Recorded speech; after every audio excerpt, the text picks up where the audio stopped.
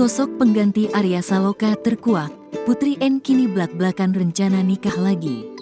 Aktris Putri N, yang disebut-sebut sudah cerai dari Arya Saloka menguak sosok pacar barunya.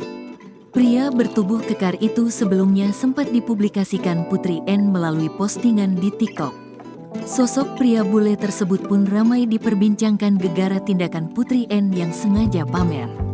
Kala itu, Putri N membagikan fotonya dan foto sang pacar mengenakan baju kapal.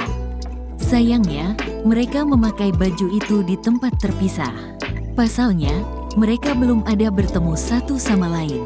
Jaraknya yang cukup jauh menghalangi pertemuan itu.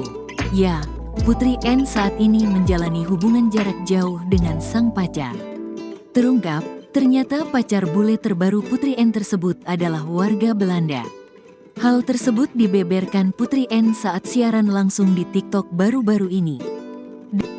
Dalam live tersebut, perempuan 33 tahun itu TikTok-an dengan penonton seperti biasa. Ada beberapa pertanyaan netizen yang dijawab oleh mantan istri Arya.